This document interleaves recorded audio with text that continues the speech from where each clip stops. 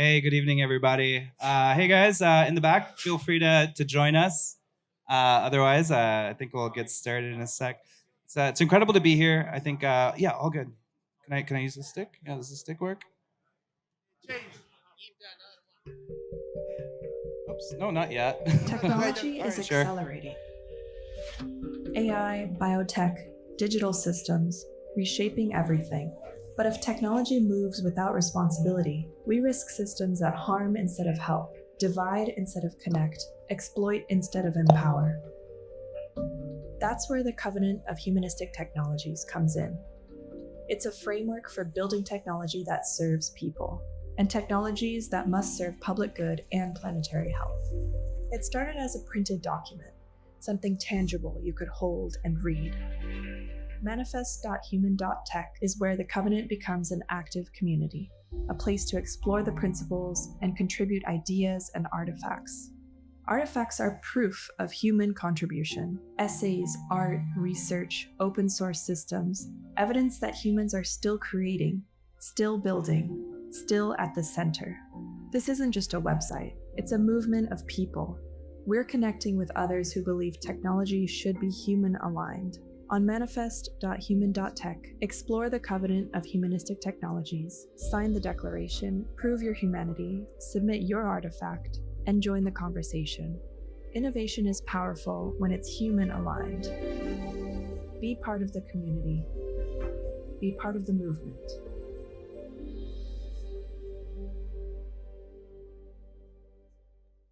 Wasn't supposed to play the video immediately, but hey, guys. Today I wanted to talk to you a little bit about community as action. And you saw a little preview of that in a web app we've been building out for how we can actually bring people together to produce artifacts that act with community on specific things that we care about. Let's see if I have my slides here. All right, while they're pulling up the slides, a little snafu. Oh, here we go. I can show something today in under a minute. So we already spoke a little bit about this, but we do have this really narrow window to embed digital rights into tech. That's the main thing, if you're listening or not, that I want you guys to take away from here today. And that's really because we have this kind of reality we're dealing with where tech is constantly accelerating, hard to keep ahead of, especially if you're working in this space. You can see it firsthand. And then there's kind of like stuff happening behind the scenes that we can kind of like don't really think about. For example, the consolidation of infrastructure for a lot of the services that we rely on daily. And we're seeing more and more that these interfaces that we're used to, like iPhones or say like the browser or the chat GPT interface, are becoming stronger and stronger gravity wells for our agency. We're delegating more and more of our agency and decision making to these interfaces that are characterizing our experience with technology now. And these interfaces are really good at gating information. So do we stand a chance? How do we really fill this gap? We really have a chance, I think, with community, and specifically how we take community to action. So, you can capture infrastructure, but it's a lot harder, I think, to capture the human layer, especially in small scales and localist context. I think, like, not to go too deep into some stuff, but I think keeping humans in the loop, for example. One really kind of like thought experiment I love to bring up is with Maxwell's demon, right? So physicists thought that they'd invented this perpetual motion machine called Maxwell's demon, which was a thought experiment by Maxwell Clerk, who invented the laws of electromagnetism. And his whole idea was like, if you have two demons inside, just outside of a system that was at equilibrium, these demons can, say, for example, collaborate to generate a perpetual loop of energy. So the one at the top would only let high energy particles through, the one at the bottom would only let low energy particles through, and you create this gradient, and voila, you have a perpetual energy machine. But these physicists never really thought about the value of information. For those demons to actually be able to make these observations and flip these switches with the knowledge that which particle is which, they need information. And if we start thinking about our planet Earth as humans, as the demons in the loop that are trying to create these sustainable loops, whether for regenerative purposes or industrial purposes or other purposes to be determined, it's the human in the loop that's really going to determine where we go on this planet. So community as action can't stand on its own, right? So we can bring people together. We can be the humans in the loop. We can use our community as co-design agents, right? Rely on each other more than, say, for example, interfaces that we depend upon, like say, a ChatGPT prompt or a Google search bar. But really what I think action is how we take offense, but really we need to also be thinking about how we can take defense. So protocols are ways that we can really delegate that defense into the infrastructure around us so that we can continue doing what we do best, whether that's creating new arts, designing new technology, or furthering, say, some goal, right? Some activist goal. And there's two pieces I think I really want to call out. One is the importance of self-custody. So being able to actually own your own keys that are in your possession, that can't be taken away, that are difficult to lose. That's really important, I think, for any sort of community to be able to coordinate like this in these like cybernetic digital systems. And of course, verifiability and security. How do you actually know the person you're talking to is the one that owns the key that corresponds to them? So we already watched the video. I'm not going to let you guys watch it again. So we prototyped this community as action with an underlying protocol as defense and community as kind of offense to push forward into the future we want to see at Patagonia in Edge City, just like literally like a couple of days ago. So we were out there for 10 days. We had about 25 people from all over the spectrum, from folks working in neurotech, engineers. We had somebody who was working, who used to work at Kernel on portable MEG.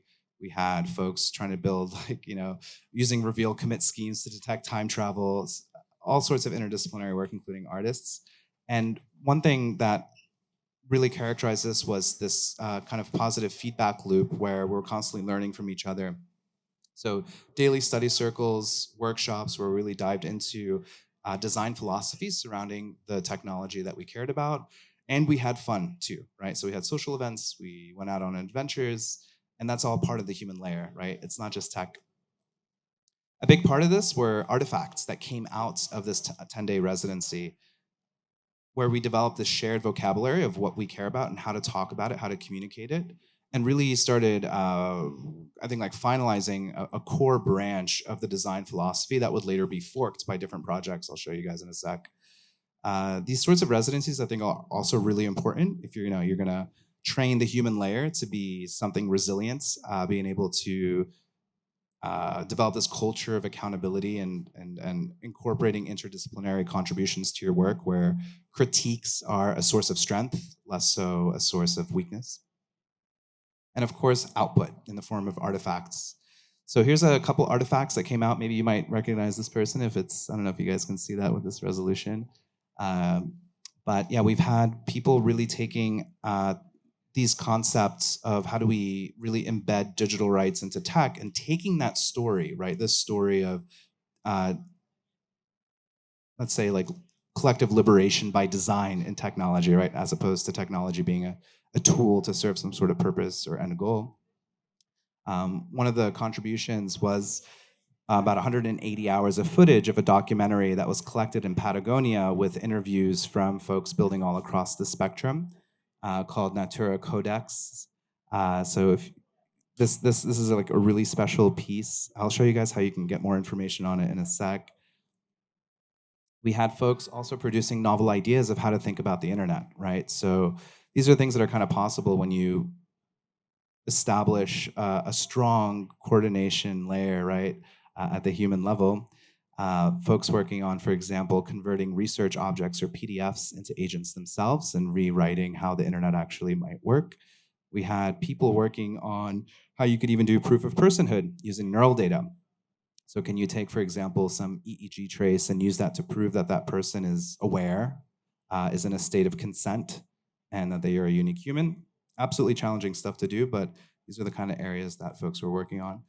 We even had individuals bringing in new ideas to how we think about design philosophies in user experience by bridging it to, say, out of neurotypical individuals to neurodivergent individuals. So when you design tech, you're not really just designing tech for one person. You should really be thinking about all the different types of people that can impact, or that your UX will impact their daily lives. And in that process, you stumble upon new truths of how these design, even in regular typical people, actually work, and you can produce some like incredible unlocks for UX, all sorts of crazy stuff. So yeah, I mean, if I could just close on a couple notes, I think it's really important when you bring people together. We do have the tools to bring people together with tools for liberation, tools for empowering agency. And again, I can't underscore enough how important self-custody is. So in our 10-day residency, residents would work on these projects, and at the end of it, they'd be able to submit these artifacts for curation using their keys. So they would actually sign an attestation on the design philosophy that they attested to when keeping into consideration what they were building.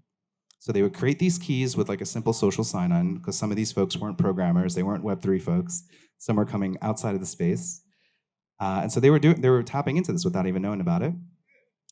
And just a shout out to WAP.xyz, these keys were built on a wallet as a protocol, which lets us actually provide self-custody while solving many of the challenges with it.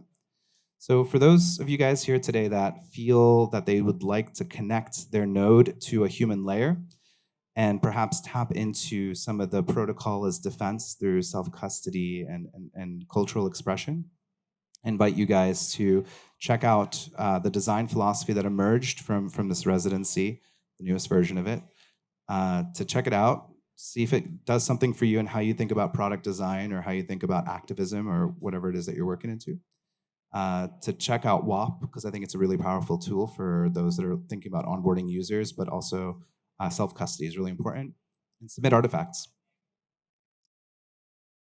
So if you'd like to see any of these artifacts in more detail, if you want to check out the summary of the documentary or some of these other projects, you can just go to this website, and you'll be able to sign the covenants, which will give you access, and then you can start exploring. You can also upvote some of these if you think that they're pretty cool and deserve greater attention. That's all I have for you guys today. My name is Shadi Al Damaty. I'm one of the co-founders at Human Tech, and it's an honor to be here today. Thanks.